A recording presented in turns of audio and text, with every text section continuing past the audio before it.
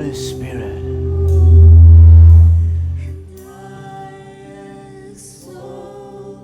Holy Spirit.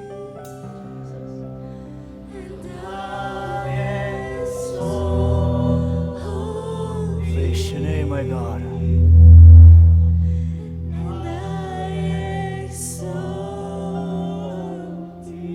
Holy, holy.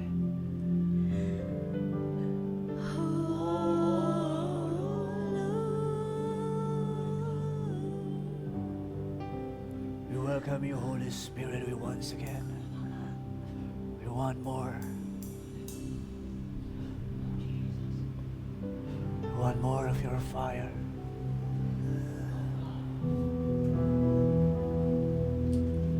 We want more of your fire. We want more. We want more of your fire.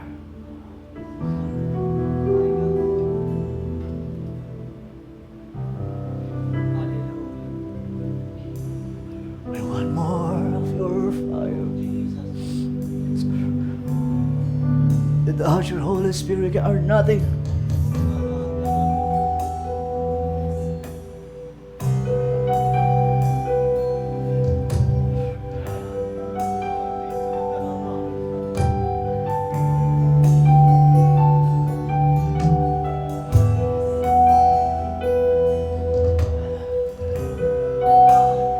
Now let's welcome the Holy Spirit.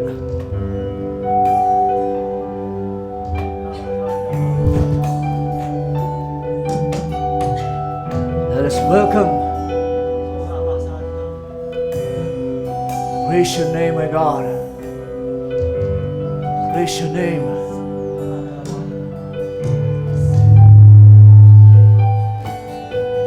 Na, na, na, na, na.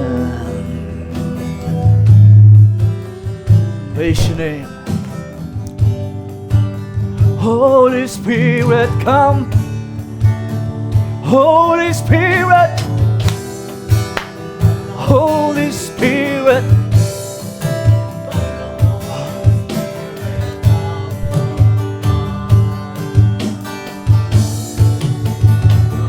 Holy Spirit. We welcome you. We want you.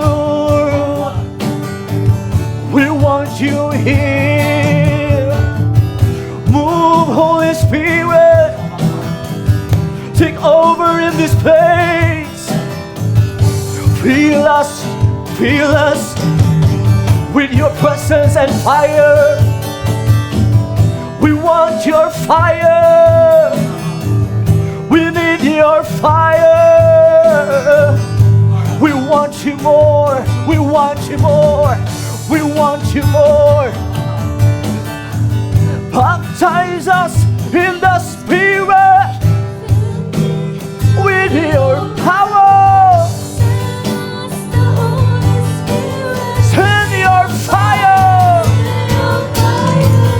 Baptize us in your Spirit with your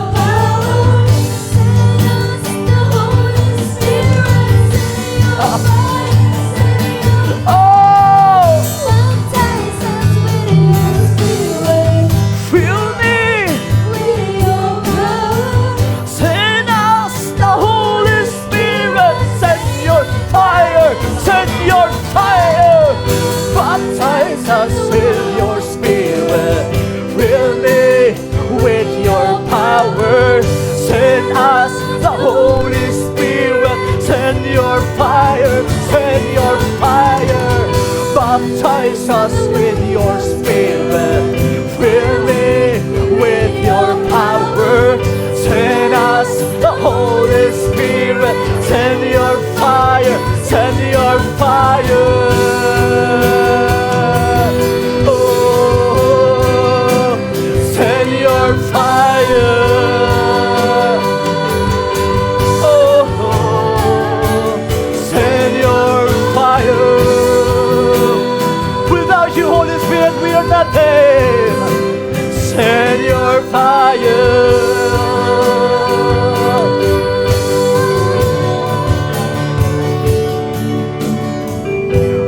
now. See your glory. Here we are. See your power. Here we are. See your presence. Fill us, Lord, with your Holy Spirit. Here we are. To see your glory. Here we are. To see your power. Here we are. To see your presence. Fill us, Lord, with your Holy Spirit. Here we are to see your glory. Here we are. To see your power. Here we are. To see your Feel the presence of God.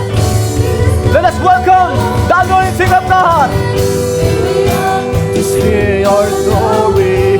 Here we are to see your power. Here we are. To see your presence. Holy Spirit.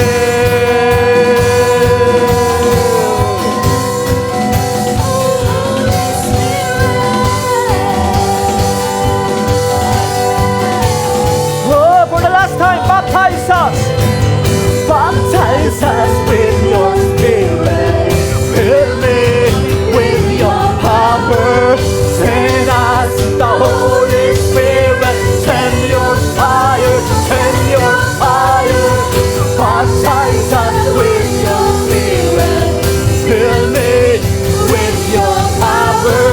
Send us the Holy Spirit.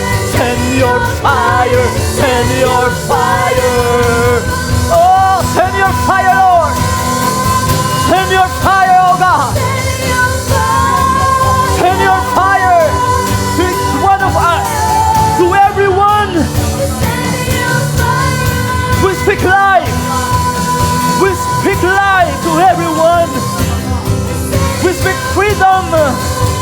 We speak your word. Manifest your word. Send us solution. Send us your favor. Send us your anointing. Send us.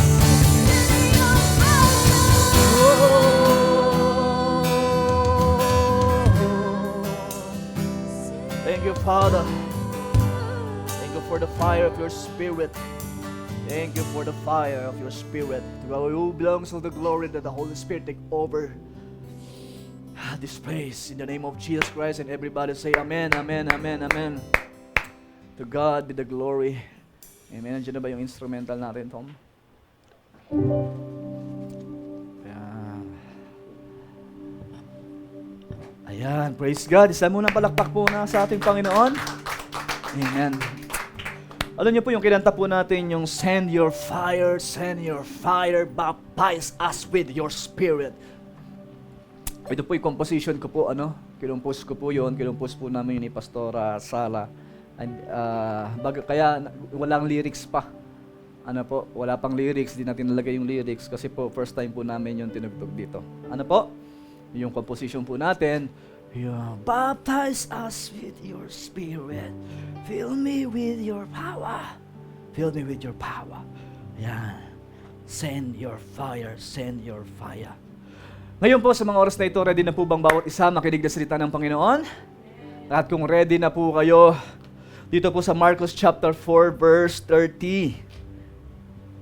Ayan. Pero bago po nating ilabas po yung word na yan, may tatanungin po ako sa inyo. Kung ikaw ay magiging binhi, kung ikaw ay magiging seed sa mundong ito, anong klaseng binhi ang gusto mo maging? Seed. Nakakita na po kayo ng seed. Maaring lahat po ng halos gulay, halos lahat po ng mga prutas, bago sila lumitaw, nagmumula muna yan sa seed. Amen? So ang principle, bago mo makita ang ganda ng isang halaman or ng isang, ng gulay or lalo pa po, prutas ang pag nag-uusapan, imposibleng walang binhi yan. Amen? Imposibleng walang seed. Depende sa seed kung anong magiging resulta ng pagtubo ng isang binhi. At alam nyo po, merong isang binhi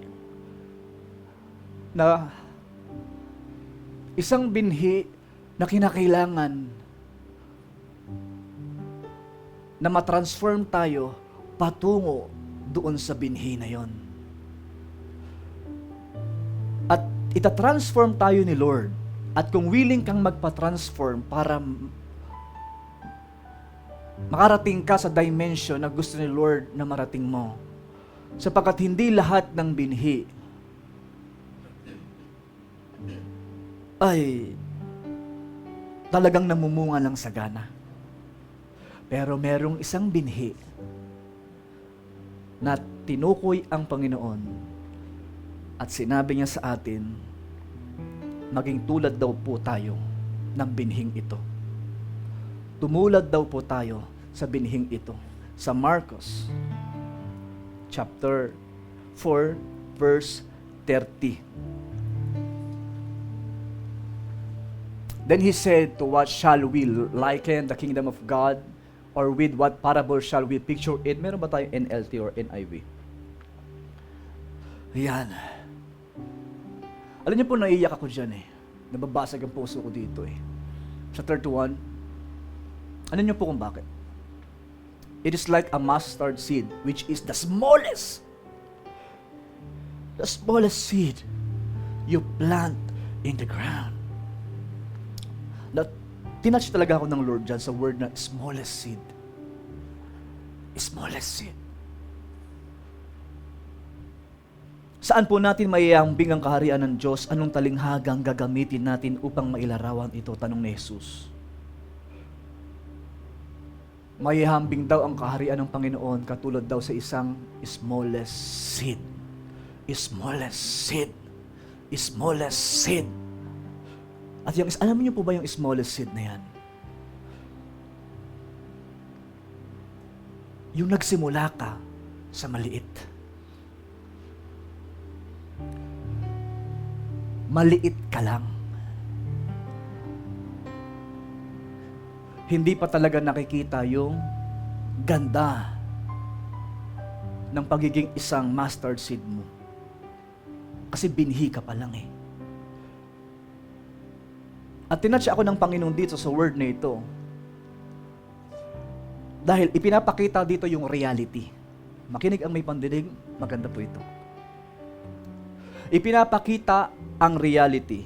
Ano ang realidad ng isang butil ng mustasa?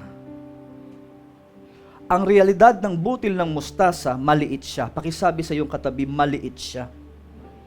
Realidad yun. Pag tinignan mo ang butil ng mustasa, realidad, maliit siya. Anong maliit sa parte ng buhay mo na sa tingin mo hindi ka pa malaki? For example, itong church na ito. Small, maliit. Income mo. Malaki na ba ang income mo ngayon? Kung tatanungin ka. Negosyo mo. Malaki na bang negosyo mo ngayon? Marami ka na bang kliyente? Malaki na ba? Ibig sabihin, lahat ng maliit na nasa atin na maliit pa.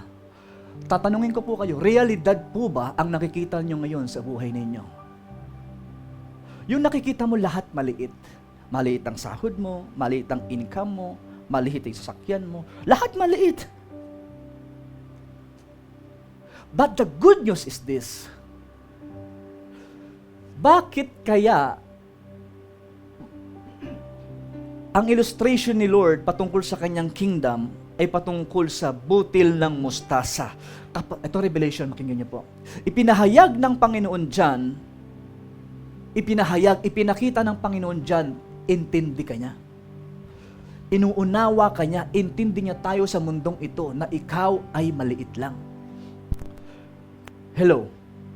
Ipinapakita niya po rito na may pag-asa sa kabila ng maliit ka lang. May ganun pa ba akong kausap dito?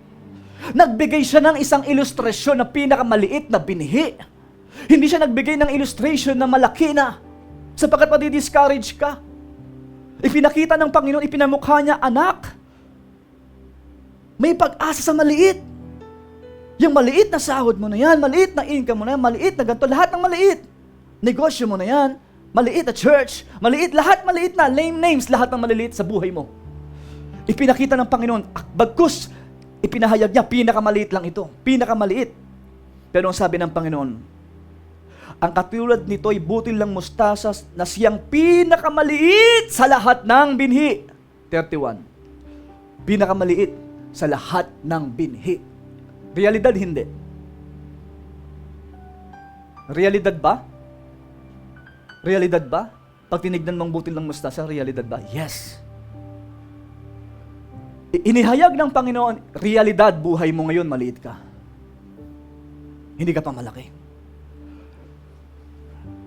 Pero pag tumulad ka sa butil ng mustasa, inilagay mo ang sarili mo na katulad ng butil ng mustasa, bagamat maraming maliliit na binhi, pero hindi katulad ng butil ng mustasa. At gusto ng Panginoon, dumako tayo sa isang pananampalatayang pupunta ka sa katulad ng butil ng mustasa. Ilalagay mo yung sarili mo, ilalagay natin yung sarili natin katulad sa butil ng mustasa. Kasi ang butil ng mustasa, illustration ng Panginoon ay ito. 32. Ngunit kapag itinanim sa 32, yet when planted, it grows and becomes the largest of all garden plants. Yaan pala magiging ikaw. Pag inilagay mo ang sarili mo sa butil ng mustasa. Kaya naiyak ako rito. Alam niyo kung bakit? In reality, alam kong maliit ako. In reality, in church natin maliit. In reality. But, glory to Jesus. Dahil kung meron tayong pananampalataya at dadalhin natin ang sarili natin sa ganitong klase ng pananampalataya, maging man ang sarili mo, hindi habang panahon maliit ka. Meron po ba ang kausap dito? Hindi habang panahon maliit ka. Hindi habang panahon maliit ang negosyo mo. Hindi habang panahon maliit ang income mo. Maliit ang natatanggap mo tuwing kinsenas, tuwing monthly, hindi habang panahon. As long as na meron kang pananampalatayang katulad ng mustasa na maliit. So may pag-asa pala. Pakisabi sa iyo katabi, may pag-asa pala kapatid. Maliit ka ngayon, may pag-asa pala. May pag-asa. Ito yung encouragement ng Panginoon. Alam ko, maliit ka. Alam ko yun. Pero sa maliit na yan, pag tumubo ka naman, ikaw ang pinakamalaki. Pakisabi sa iyo katabi, hintayin kong pagtubo mo.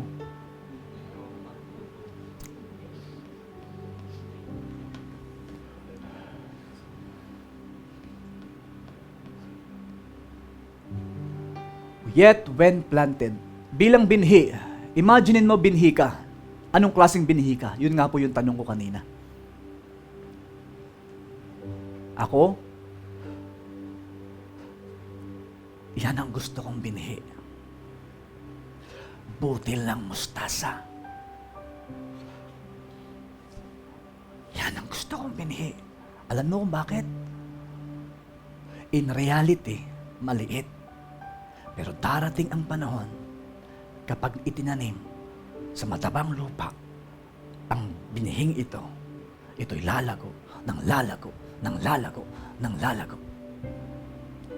With such big branches that the birds of the air can perch in its shade. Maging man ang mga ibon at darating ang panahon, ang mga ibon ay pupunta na sa iyo para kainin ang prutas na nasa iyo. Hello. Amen. Darating ang panahon kung ikay may negosyo. Yung mga kliyente magsisipuntahan sa iyo para tikman ang sarap ng mga produkto mo o ng sarap ng mga gawa mo o ng serbisyo mo. Hello. Ang butil ng mustasa na illustration ni Lord at hindi lang basta tumubo yung butil ng mustasa, kundi may mga ibon na pupuntahan ka. Amen? Darating ang araw, maraming ibon ang makikinabang ng pagbubunga mo. Kasi pakisabi sa iyong katabi, lalaki ka. Hindi physical ha. Huwag na. Hindi naman yung part na ano. Bagamat in reality talagang minsan tumataba tayo, tumatanda tayo. Siyempre, lalo po sa mga nabuntis, yan, kay Mrs., yan, malapit na mga anak. In reality, ganun po talaga nangyayari. Hindi po yung ibig ko sabihin, hindi ganun. Wala si Maya rito eh. Kung sigurado dito si Maya, di ba? Kaya nag-jogging na rin po ako, Kasi in reality, in reality, nawawala na yung hugis. Amen? Hindi po yung ibig ko po sabihin. Yung realidad na hindi kahabang panahon na maliit.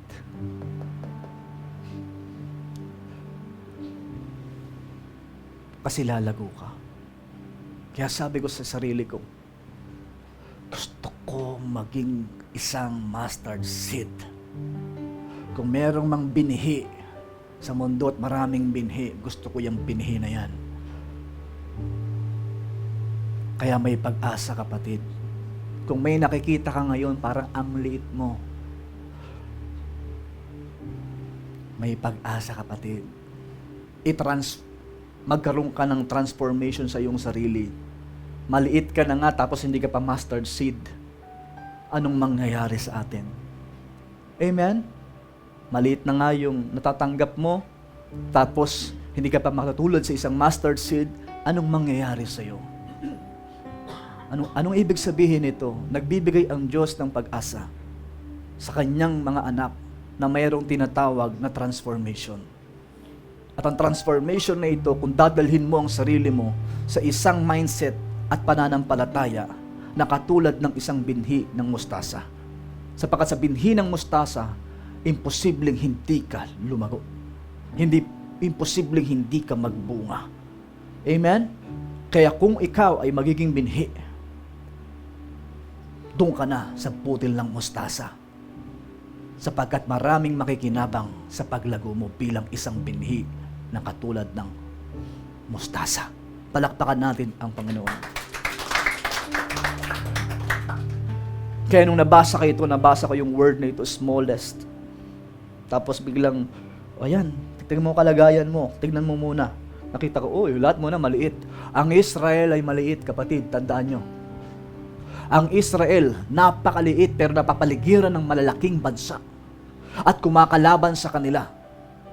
Mga bansa na ito sa paligid nila, ang lalaki po niyan. Ang Israel napakaliit lang. Pero doon sa maliit na bansa na yon, doon nagsimula at maraming mga scientists na nakinabang ng talino nila. At nakinabang ang buong mundo sa talino ng mga Israelita, nagmumula sa maliit na bansa, Israel. Amen? Yung mga gamit natin, mga chips natin, lahat, marami sa mga chips po, sa computer, maging man po sa mga teknolohiya, matindi ang Israel pagdating sa karunungan. Hello? Kaya, pinapakinabangan sila ng mga bansa. Para yung mga ibon, katulad ng bansang Pilipinas, tayo'y ibon. Pumupunta mga Pilipino sa Israel at kapag maapakan man lamang po nila yung land, lupa, grabe na po yung kanila pong pasasalamat sa Diyos. Kasi katulad sila ng isang binhi ng mustasa. At maraming ibon na nagsisipuntahan sa kanila, bagamat maliit sila. Bakit? Yung potensyal ng mga tao sa loob ng maliit na bansa, ba't yung potensyal na nandoon, ng mga nandoon, hindi basta-basta silang mga tao. Hallelujah, kapatid, hindi ka basta-bastang tao. Pakisabi sa iyong katabi. Imaginin mo wala sa liit. Wala sa liit. Kundi yung potensyal ng nasa loob ng maliit na bansa. Wala sa liit ang church. But yung potensyal ng mga tao sa loob ng church, ba't nandito ka? Kasi may malaki kang potensyal na makikinabang ang maraming tao sa husay ng iyong pagsasalita, sa husay ng iyong mga gawa, sa husay ng iyong pagtatrabaho, skill na nasa iyo. Hello? Maraming makikinabang na mga ibon at darating ang mga ibon na ito pagdating ng araw. Amen? Ang Israel ay butil ng mustasa. Maliit, pero malaki ang pananampalataya ng ilang nandoon. Kaya sa kabila ng maliit sila, hindi sila matalo ng mga malalaking bansa. Ibig sabihin, sa mga nanonood, may mga kumpanya, may mga negosyo, malaki man ang kalaban mo, malaki man ang kakompetensya mo. Pag ikaw naman ay butil ng mustasa, wow, kahit malalaki sila, hindi ka nila kayang matalo. Dahil ang pinag-uusapan dito, hindi yung laki lang, kundi yung potensyal. Yung potensyal ng, tingin mo, binhi lang, pero iba-ibang klaseng binhi. Yung potensyal ng butil ng mustasa ay iba sa ibang binhi. Hello? Ulitin ko, yung potensyal ng butil ng mustasa ay kaiba sa ibang binhi. Bagamat maliit, pero yung potensyal niyang lumaki. Yun ang pinag-uusapan. Ang lahat ng narito, kita ng Panginoon ang inyong mga potensyal. Amen? Yung iba'y mga donya in the future, mga don in the future. Wala pa ngang ano eh. Wala pa ngang mansion na malalaking mansion eh. Don na ang pangalan eh. Ayan, si Don Tomas. Ang pangalan niya kasi sa Facebook, Don Tomas. Kaya tingin mo, wala pang malaking mansion pa talaga, no? O mga coaching, mga maraming coach eh. Don na ang pangalan. Pangalan na agad. May mga tinatawag tayong donya na agad. Bagamat hindi mo pa makikita talaga yung physically, pero nakita mo na agad yung potensyal. Alam nyo ba, nakikita ng Panginoon na ang ilan sa inyo rito ay talagang malaki ang potensyal. Amen? Sobrang laki ng potensyal ninyo. Albert Einstein, anong bansa? Ano siya? Sa nakakaalam? Hudyo po yan. Tama ba ako? Kung inyong aanuhin? Amen? At kung mali, magre-repent ako ngayon. Sana tama ako. Search ni Prof. Oh. Di ba? Na-pressure? Mustard seed. Mustard seed. Kaya sabi ko, may pag-asa. Kinakailangan lang namin maging mustard seed, Lord. One day, ang mga ibon na ito na hindi pa dumadapo sa akin, tatapo. Amen? Yung mga hindi pa nating nakikitang kapatiran sa loob ng church, makikita natin pagdating ng araw. Tayo nakikita natin. Siguro nakikita ni Lord, alam nyo, kapag dumating sila, saan nyo sila ilalagay? Madagdagan lang tayo ng ilang tao po dito, nandun na sila eh. Amen? Faith moves mountain. Saturday, may nag-chat sa akin. Sabi niya, Pastor, Pak, titira na po kami dyan. Saturday ng gabi. Titira na po kami dyan. Ngayong August. Ang bilis ah. So, ibig sabihin, papaalisin na tayo dito. Saturday night. Sabi ko, paano? Saan kami nilipunta? Then, Sunday, ano ang ating inawit na awit? Waymaker. miracle worker, promise keeper, light in the darkness. My God, that is even when I don't see it you're working. Amen? Even when I don't feel it, ikaw ay gagawa. Kikilos ka. Monday ng umaga, biglang chat ulit. Pak, pastor, hindi na po pala. So, ano ibig sabihin po doon? Gumagawa ang Diyos ng mga pamamaraan, ng mga way para mapangyari ang kanyang kalooban. So, ibig sabihin, hindi pa panahon para umalis agad tayo dito sa church. Amen? Dahil ganun biglaan, papaalisin niya agad tayo. Yung kabang kaaway, gusto niya agad tayo paalisin. Pero si Lord, ayaw niya pa. Alam mo kung bakit? Nandiyan ka pa eh. Pag sabi siya katabi, nandiyan ka pa eh. Amen? Nandiyan pa kayo? Siguro pinagpe-pray, Lord. Sana may church dito malapit, Lord. Siguro naririnig niya. May nagpe-pray pang Lord, huwag niyo pong hayaan, Lord. Mamamasahe pa kami. Ganto. Ayaw niya pa rin paalisin dito, Pinapaalis na ng tao, pero ang Lord, ayaw niya pa tayo umalis. Kaya palakpakan natin ang Panginoon. Kasi magkataon po, biglaan, hindi po madaling maghanap ng lilipatan agad. Kaya sabi niya, ayun, so, nagkaroon ng idea, anytime pala. Basta sabihin niya lang, anytime, wala tayong magagawa. Amen? Pero yun na ang senyales, just in case, na palalakihin ng Panginoon ang church na ito. Pag dumating na yung tamang panahon na yon. At dahil pinahintulutan ng Lord na mag-stay pa tayo dito, baka sirain na po natin ito. Okay? Para mas lalo pa po tayong lumawak. Amen? Okay po ba yun? Sirain po natin yan. Ayan, para mas lalaki pa. Kasi katulad tayo ng binhinang tasa, hindi mananatiling maliit. Unti-unting lalaki, ng lalaki. At dadami ang mga ibon. Basta tayo ay may pananampalataya sa Diyos, nagpapangyarihin ng Panginoon ang mga bagay na yan. Amen?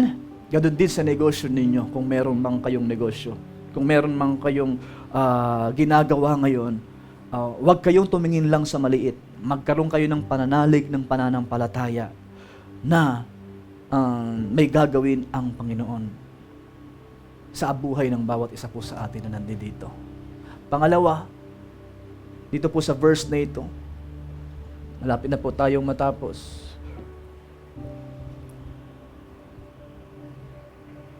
Siguro yung iba, nalungkot yung iba eh. Stay pa kayo rito, pastor, nalungkot ako. Gusto ko na umalis dito eh. Sabi siguro ng ibang kapatiran, nalalayuan na kami rito, pastor eh. Kiniloob na Lord, stay pa tayo dito dahil will pa po ni Lord yon. Okay po ba yon? Amen. Matthew chapter 9 verse 20. Habang sila'y naglalakad, lumapit sa likuran ni Jesus ang isang babaeng 12 taon nang dinudugo at hinahawakan ang laylayan ng kanyang damit. 21, sinabi ng babae sa sarili, mahawakan ko lamang ang kanyang damit, gagaling na ako. Sa 22, lumingon si Jesus at pagkakita sa kanya sinabi, anak, lakasan mo ang iyong loob, pinagaling ka ng iyong pananampalataya. Noon day gumaling ang babae. Anong kapahayagan po dito? Mahawakan ko lamang ang kanyang damit, gagaling na ako. May tatanong po ako sa inyo. Nung dumaan si Jesus, naisip niya, nagkaroon siya ng faith, ang faith niya, mahawakan ko man lamang ang dulo ng damit ni Jesus, yung laylayan, gagaling ako. What if kung hindi ganun ang declaration niya? Sa healing niya. What if kung ang declaration niya, ay makita, silayan lang ako ng Panginoon ng tingin, gagaling na ako. What if kung yun ang declaration niya? So meaning, dumedepende si Lord sa faith mo, sa declaration ng bibig mo, ng pananampalataya mo, bago kanya mapansin at bago kanya tulungan sa hinihingi mo. Depende sa declaration ng bibig mo at ng pananampalataya mo. What if kung hindi ganun yung kanyang pananampalataya? Katulad siya ng pananampalataya ng isang kapitan na pupuntahan ni Jesus. Willing si Jesus puntahan ang tao na hawak ng kapitan. Okay, kasi mayroon po hinahawakan yung kapitan eh. Ano po, tao po niya yun. Nagkaroon po ng sakit. Sabi ni Jesus, pupuntahan ko siya. Sabi ng kapitan, wag niyo na pong puntahan. Sabihin na lamang ninyo na magaling na siya, tunay ngang gagaling siya. Yun ang faith niya. Pero si Jesus willing pumunta. So, ibig sabihin doon, tayo palang gumagawa ng minsan ng parang pamamaraan ng pagkilos ng Panginoon. Siya willing, pero depende rin siya sa faith mo. Hello? Kasi dumaan lang si Jesus Christ dito po sa babaeng dinudugo na ito ng almost mga ilang years po yan na dinudugo na, mga 12 years. 12 taon nang dinudugo at hinawakan ang laylaya ng kanyang damit. Sinasabi ng babae sa sarili, mahawakan ko lamang ang kanyang damit. What if kung hindi kaya ito yung declaration ng kanyang faith? Iba. Amen? Itong question ko. Parang ganito po yan eh. Pag nag-ibang bansa ko, saka lang ako yayaman. Saka aasenso ang buhay ko. Pag nag-ibang bansa ako. Dahil yan ang faith mo, dahil yan ang faith mo, yan ang paniniwala mo, yan yung declaration ng bibig mo, papatulong ka ba ng Lord? Yes, pag nag-ibang bansa ka na. Dahil yun ang faith mo, what if kung hindi yun ang faith mo, baguhin mo, kahit hindi pa ako nag-ibang bansa, kaya mo kong pagpalain dito sa Pilipinas, Panginoon. What if kung palitan mo? Kasi minsan, ang pagkilos ng Lord nalilimitahan dahil sa faith mo. Ulitin ko po yun. Minsan, ang Diyos ay nalilimitahan kasi tayo ang gumagawa ng lumilikha ng pananampalataya. Katulad nung ginawa ng babae, mahawakan ko man lamang. Lumikha siya ng faith, amen? Gagaling ako. Nung nagkaroon na siya ng faith at yun ang paniniwala niya sa pamagitan ng paghawak ng damit ni Jesus, gagaling siya. At gumaling nga siya. Ngayon, sa part mo, may mga ganong mindset. Saka lang ako magiging masaya kapag nagkaasawa ko. Sa mga single dito. Pwede bang palitan mo yung faith mo? Yung pwedeng, kahit wala pa akong asawa, pwede akong maging masaya.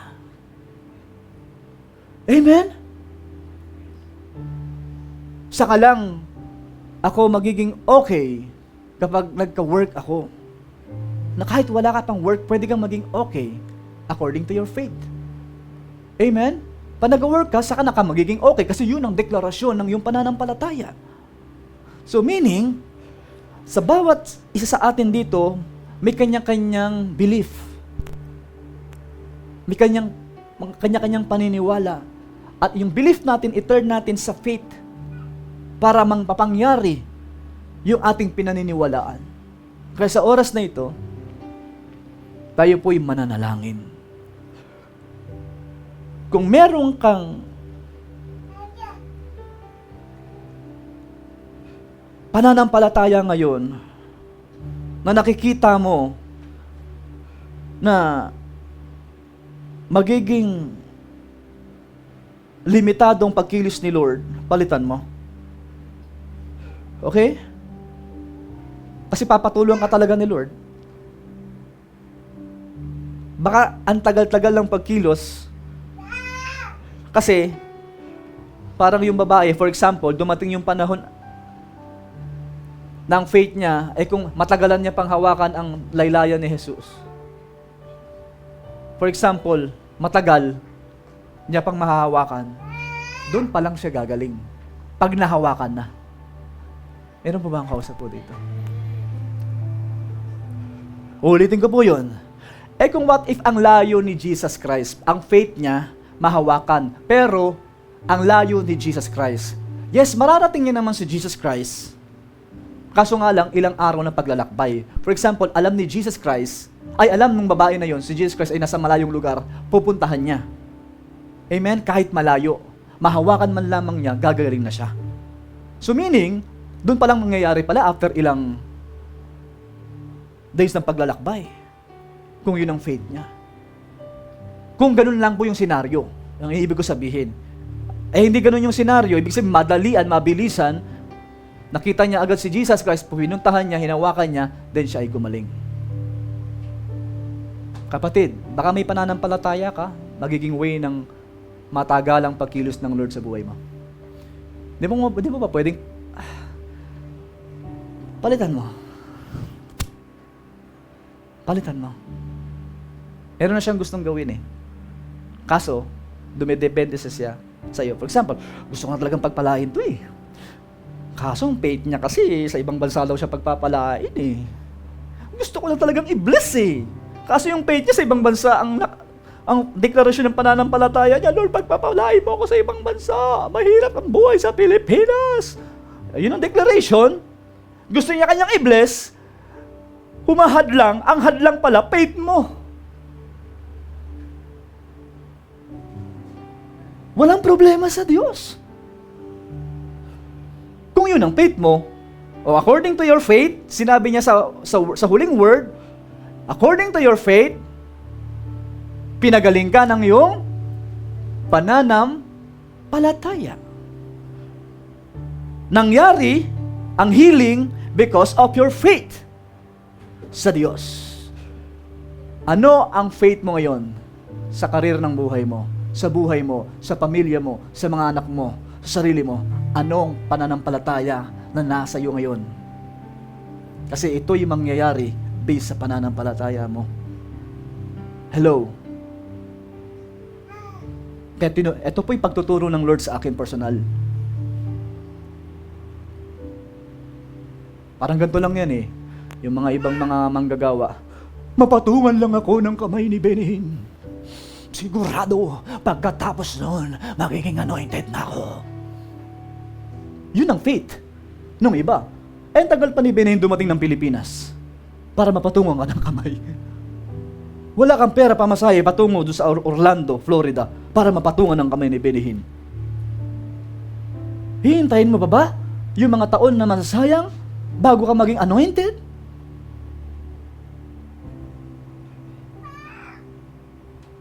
Last, bagamat yung oras. Last. Hindi na po magbibigay ng verse dahil alam niyo po yung kwento. Hindi ka karapat-dapat, babae, kumain ng pagkain ng hinihanda para sa mga anak lamang. May gustong kumain. Nirebuke siya ni Jesus. Sabi niya, hindi ka karapat-dapat sa pagkain. Nung narinig ko yung word na yung hindi ka karapat-dapat sa pagkain, yes, hindi ako karapat-dapat, Lord. Pero meron akong karapatan, may rights ako. Kahit mumong na nalalaglag sa mga karapat-dapat, may rights ako. Nagmamahal ako sa'yo. Umiibig ako sa'yo. Naglilingkod ako sa iyo. Sa tingin mong hindi ako karapat-dapat sa hinihingi ko, alam ko yon. Pero mahal kita, nananalig ako sa iyo, sumasampalataya ako sa iyo.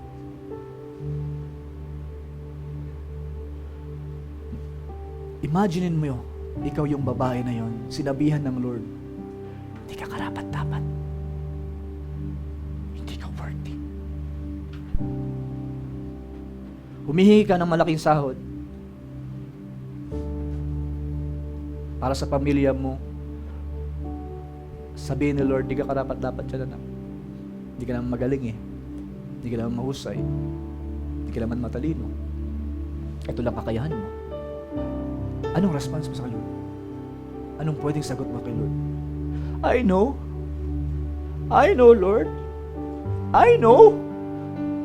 But you said in your word. But you said you have a lot of promises, Lord. Kasalanan ba ang manalig sa'yo? Kasalanan bang sumampalataya ako sa'yo na may gagawin ka sa buhay ko sa kabila ng ako hindi karapat-dapat sa paningin mo? Minsan may mga ganong klaseng conversation na pinakamalalim na conversation na pwede mong gawin sa harapan ng Panginoon. Yung nandun ka na sa dimension ng ganong pakikipag-usap sa Panginoon. At ganun na ako makipag-usap kay Lord. Mga ganong mga nakaraang recently, mga ganong pakikipag-usap. Na hindi ka karapat-dapat sa mega church. Hindi ka karapat-dapat sa ganito. Hindi ka karapat-dapat. I know. Hindi ako karapat-dapat. I know. Hindi ka ako karapat-dapat. I know. But you said in your word, walang imposible sa lahat ng sumasampalataya sa iyo. Kasalanan bang manalig at sumampalataya ako sa iyo na sa iyo'y walang imposible? Kasalanan ba, O Diyos, na ako ay nagkaroon ng pananampalataya? Sinabi mo, nanalig lang ako, sumampalataya ako sa iyo. Kasalanan ba yon? At pag nakita ng ganon, ng Panginoon ang iyong pananampalataya, klaseng pananampalatayang meron to. And because of that, nangyari ang ayon sa iyong pananampalataya. Na-experience mo na ba humarap ka sa Diyos at meron kang hinihingi? At nung hinihingi mo, alam mong mabigat ang hinihingi mo, alam mong hindi ka karapat-dapat at pwede kang sabihin ng Panginoon, hindi ka karapat-dapat, anak dyan. Kilala kita. Pero kaya mo bang humarap din sa Diyos sa kabila ng sinasabi niyang hindi ka karapat-dapat? Kaya mo bang humarap sa Diyos? I know, mahirap ako. I know, hanggang dito lang ako. I know, binubuli ako. I know, pangit ang tingin sa akin ng mga tao. I know, sinner ako. But you said in your word, ang sino mang lumapit sa iyo yung patatawarin. Kasalanan ba ang manalig sa iyo, Panginoon? Kung ganito man ang pananampalataya ko, hindi ko ginusto to. Tinuruan niyo ako magsampalataya sa iyo kung bakit nagkaganito ako. Dahil may sinabi ka, nanalig lang ako. That kind of faith ang gusto ni Lord na marinig niya sa atin. Sa sitwasyon ngayon na pinagdadaanan mo, ang ganong klaseng pananampalataya ang kailangan mo. At anong sinabi ng Panginoon? Namangha ang Panginoon sa babae na yon. Kahit mumong lamang manalalaglag sa hapag ng pinagkainan ng mga karapat-dapat. Hindi ako karapat-dapat pero may nalalaglag lang mumong. Kasi humihingi siya ng tulong sa lolo kay Jesus. Sinabi ni Jesus Christ, hindi ka karapat-dapat. Para lang yan sa mga anak. Yes. I'm not worthy. Pero, because of your faith. Kasalanan ba? Uulitin ko. Ang magtiwala sa Word of God. Hello? Kasalanan bang magtiwala sa Word of God? Para sabihin niya, yes, hindi ka karapat-dapat sa hinihingi mo, pero kasalanan bang magtiwala sa Word of God?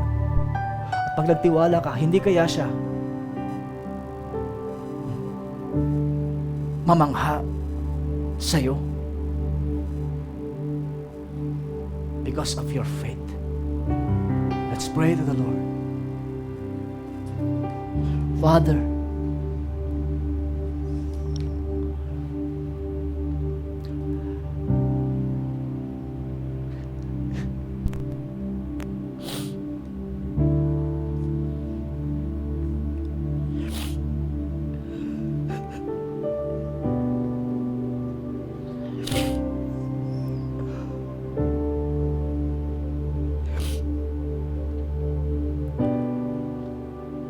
imaginein mo Katulad ka ng isang babae.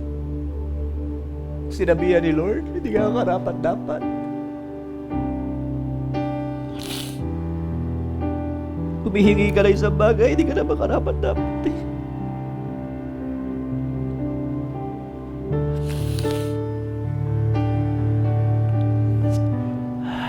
Instrumental, please.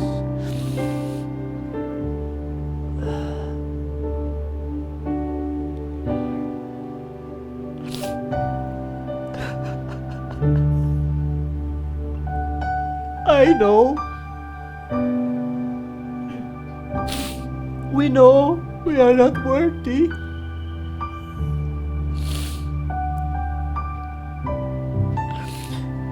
Pwede ka bang humarap sa Panginoon heart to heart kay Lord?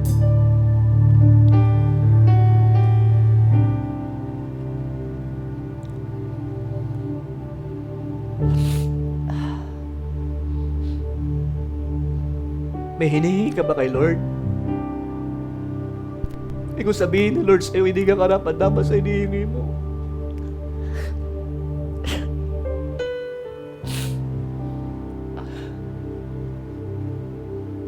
Para lang yun sa mga Hudyo. Kasi hintil tayo.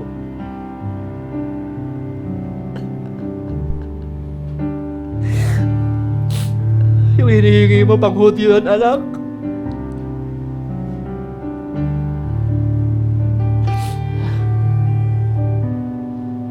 Ang Hudyo yung hinihingi mo, para sa kanila yun. Hindi ka karapat-dapat sa hinihingi mo.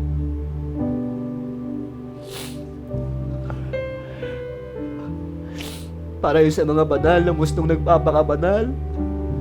Hindi ka naman banal eh.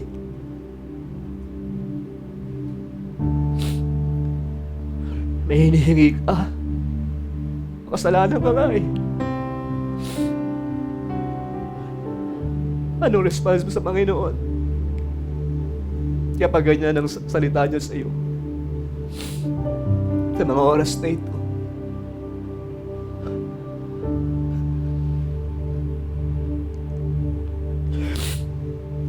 Sasabihin mo na lang ba katulad ng, for example, ibahin natin ang mindset. For example, yung babaeng balo,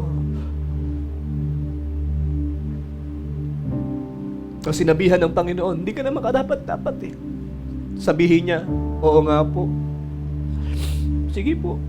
Oo nga. Hindi na lang po, sige po.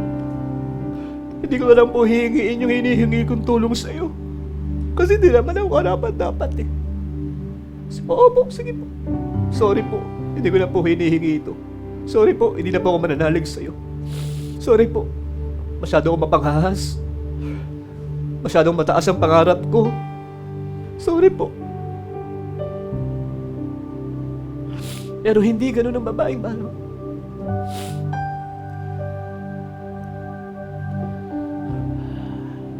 Ikaw, hindi ka naman karapat-dapat eh. Oo nga po, hindi ako karapat-dapat. Kaya hindi ako dapat humihingi nito. Ano ba yan? Bakit ako humihingi nito? Ba't ako humihingi nito? Hindi naman ako karapat-dapat. Oo nga.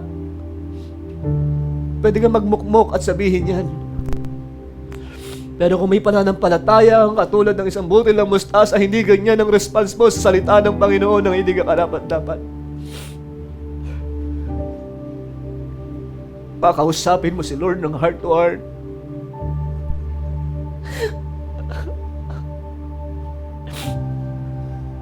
Hindi ako karapat-dapat, pero you know that I love you so much, Lord. Nagmamahal ako sa iyo. Pwede mong gawin yun. Sabihin yun sa Panginoon.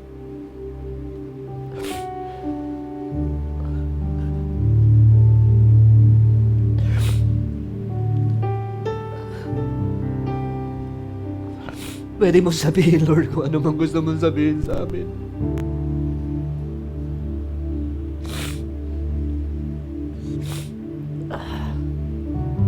Double portion of your anointing, Elijah. Ang hinihingi ni Elisha.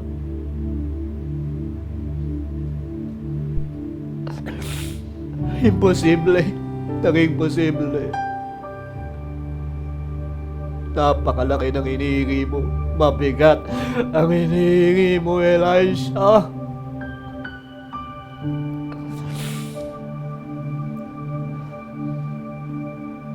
Mabigat din ba ang hinihingi mo?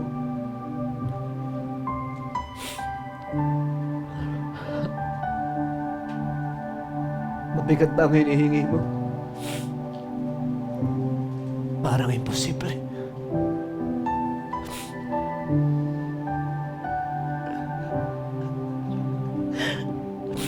Lord, gusto ko ng tagumpay. Bongga, bongga, bongga. Sabi ni Lord, di ka karapat-dapat, anak. Maliit sahod mo. Di mo afford yan. Di mo kaya yan. Lord, gusto ko magkaroon ng ganito para sa pamilya ko. Di mo, anak, hindi mo kaya yan. Para lang yan sa mga talino. Mahuhusay, mga galing. Yes, I know. Pero sinabi mo, ang sino man ang kulang ang karunungan ay humingi sa iyo at iyong bibigyan.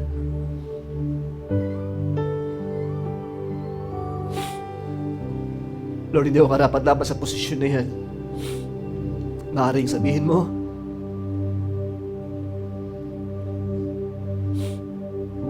pero nagkaroon ka ng pananampalataya at bigla kang nagkaroon ng pananampalataya na maabot mo ang pangarap mo. Hindi ka nga board passer eh. Ba't mo nga mararating yung posisyon na yan? Hindi ka mag-graduate eh.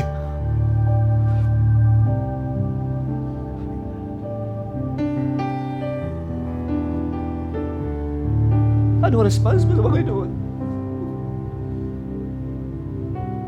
Ilang beses ka nga bumagsak eh. Hindi ka dapat sa hinihingi mo. Sabihin mo ba kay Lord, oo nga, hindi ako dapat. Kasi ganito lang ako. Pero Lord, di ba anak mo ako?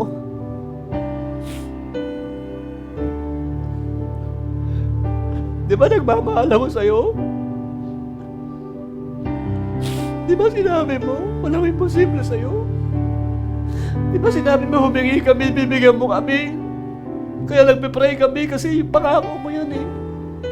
Sabi mo, humanap kami, makasusumpong kami, kumatok kami at ang pinto'y magbubuksan para sa mga kumakatok. Masisisi mo ba kami, Lord? Kung kumakatok kami sa iyo araw at gabi, yung mga ganyang klaseng lalim ng panalangin sa harap ng Panginoon. Yung dimension ng ganyang panalangin. Masisisi mo ba kami, Lord, kung manalig kami sa iyo?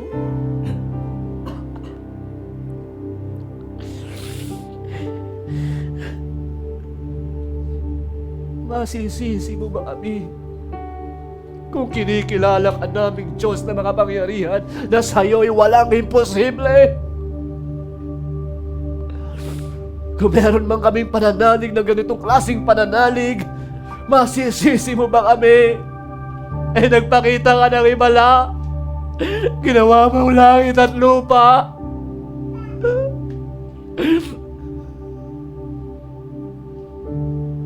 Dinikha mo ang mga imposibleng bagay.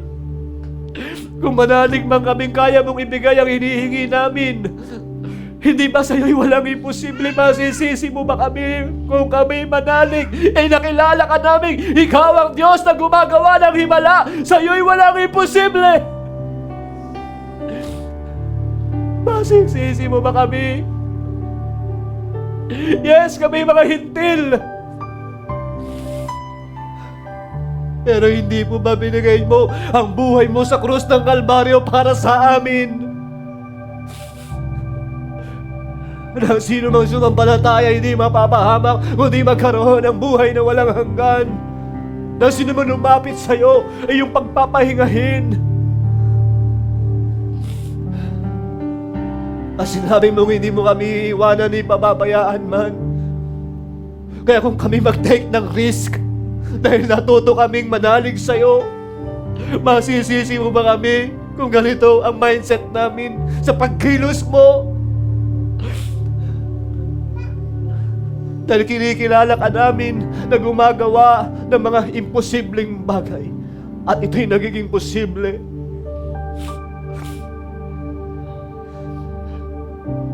Can you talk to the Lord right now?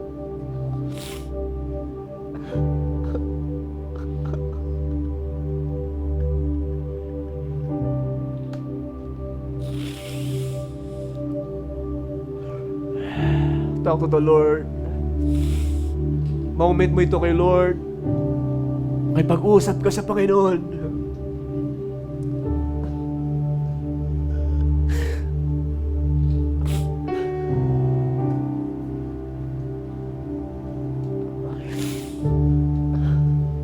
We know.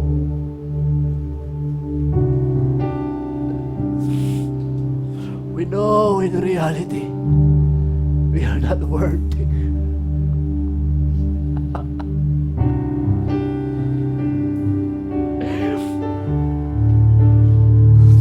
But you are merciful. Your goodness is forever. You're loving God. Hindi ka sinungaling katulad ng tao. Ang sinasabi mo'y pinangyayari mo. Nakilala ka naming Diyos na mula noon ay gumagawa ng dakilang bagay hanggang ngayon. Kaya kung ka may manalig sa'yo,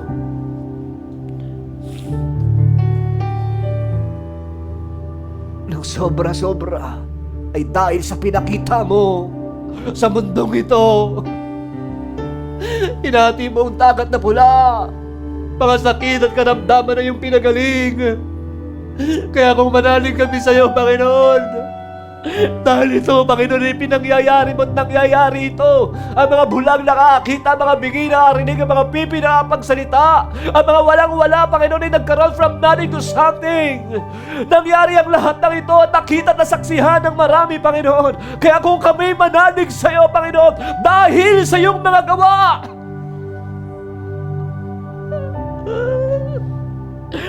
sa iyong mga gawa, Panginoon, sa iyong mga gawa, sa iyong mga gawa, nababalitaan ni Bartimeo ang mga gawa mong himala.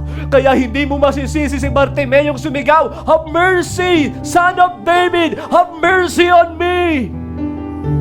Why, Lord?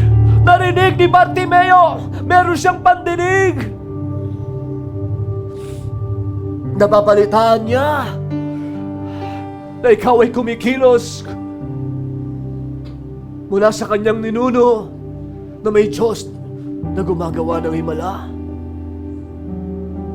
Hindi siya nagpapigil sa pananalangin niya na have mercy on me, Son of David. Kaya tayong mga narito, mga kapatid, hindi tayo mapipigilan ng sino ng mga tao sa mundong ito. Bakit ganito ang ating pananampalataya sa Panginoon? Bakit tayo nananalig na isang araw makakaahon ka sa kahirapan? Bakit ka nananalig na isang araw magiging maayos din ang lahat?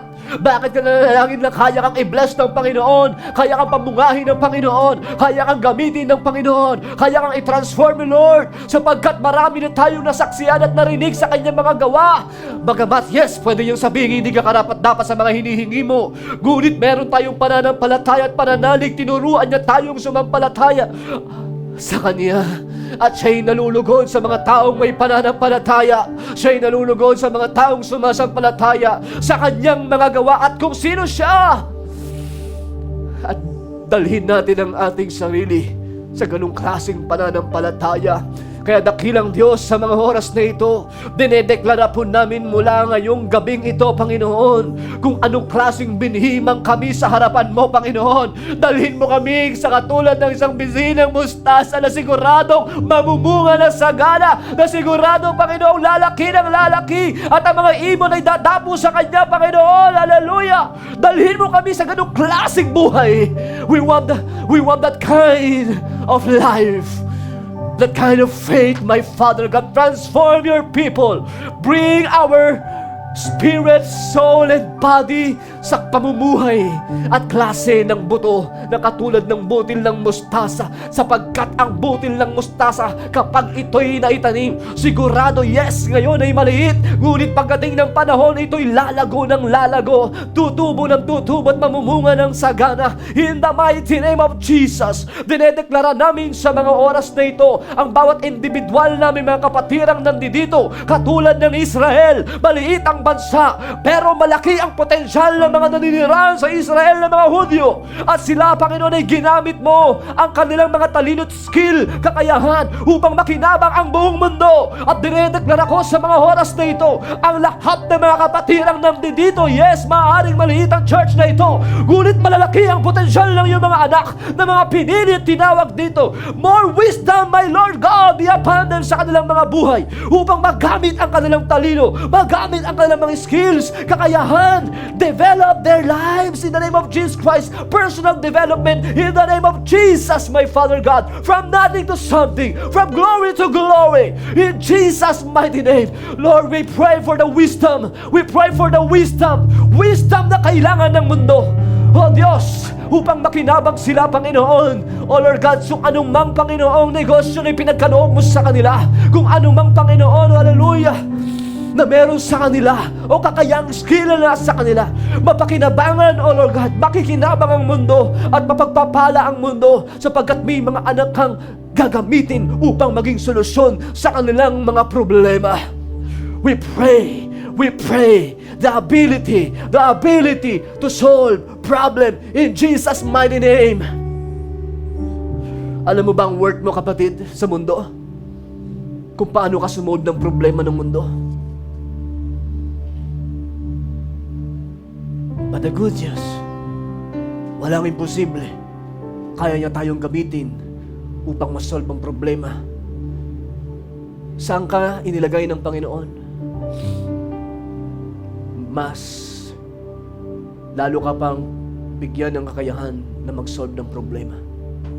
Ng kumpanya, ng mga estudyante, ng iyong pamilya, ng mga tao, pangangailangan man ito, personal needs man nila, may the Lord God bless you to be a blessing. Gamitin tayo ng Panginoon. In the name of the Lord, walang imposible. Maaring wala pang ibong dumadapo sa iyo. Hindi pa sila nakikinabang sa kakayahang nasa iyo. But one day, pakikinabangan nila kung anong meron ka na bigay ng Lord sa buhay mo. One day, mag-grow ang skill na nasa iyo. Mag-grow ang ability na nasa iyo. Mag-grow. In the mighty name of Jesus Christ. In Jesus' name. And the people of God, everybody say, Amen. To God be the glory. Salamat sa Panginoon. Tawagin po natin ang MC sa mga oras na ito. Glory to Jesus.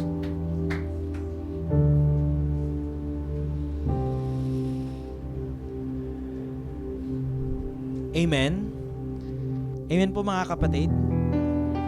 At kanina po, hindi po ako nakailag sa sinabi ni Pastor. Kasi po ang nasa mindset ko, makakaahon ako ng buhay, gaganda ang buhay namin kapag nasa ibang bansa na ako. Pero I'll take that as a note, Pastor, na babaguhin namin yung mindset namin. Gaganda ang buhay namin, maging maayos ang buhay namin kahit wala pa kami sa ibang bansa. Okay? At sana yung mga kapatid natin na nanonood, tayo mga kapatid na nandito, ay mas naunawaan natin kung ano yung pinaparating sa atin ng Panginoon. Okay? At para naman po sa ating kaloob, andyan naman po yung ating mga sobre sa likod for our tithes and offerings. Pwede po tayong kumuha dyan at ibahagi po natin kung ano po ang karapat-dapat para sa ating Diyos. Okay? Tayo pong lahat ay pumikit, mga kapatid, habang hawak po natin ang ating mga kaloob. Lord, we thank you for the words that you have given us this night, O Lord. We thank you, O Lord, because you made us understand how truly great we are, O Lord, in terms of these words that you have shared to us, O Lord. Sometimes, O Lord, we think of ourselves as a very small entity. Naniliit kami, Panginoon. Nangliliit kami kung anong meron kami, kung sino kami, Panginoon. But, O Lord, I know because of your words, we know, O Lord, because of your guidance, because of your words, or through your words, through your guidance, we can be able to unleash our potentials, O Lord. We can be able to transform ourselves, O Lord, into something new. Lord, sometimes we think that we are not worthy, that we are not enough of your sacrifices, O Lord, of your love, O Lord, of your words, O Lord. But we are still here, O Lord, as your sons and daughters, to praise you, O Lord, to give you praise, O Lord, to give you our life, O Lord. Lord, I know some of your daughters and sons here, O Lord, are facing difficulties in life. Some of them are having challenges in life, O Lord. But we know, O Lord, we pray that these problems, O Lord, that these challenges, O Lord, are not the reason for us to give up, O Lord. But these problems, these challenges, O Lord, must be the reason for us to move forward, O Lord. We will make these challenges, O Lord, this will serve as ladder, O Lord, through the victory in life, O Lord. Lord, we can do all these things through your guidance, O Lord, through your guidance, O Lord. And we pray, O Lord, that you will guide us all the way, that you will guide us even though we are outside of this place, O Lord, that you will continue to guide us, O Lord. And in return, O Lord, we will continue to praise you, O Lord. We will continue to give the best for you, O Lord. And all these things, O Lord, we pray in the mighty name of Jesus. Amen.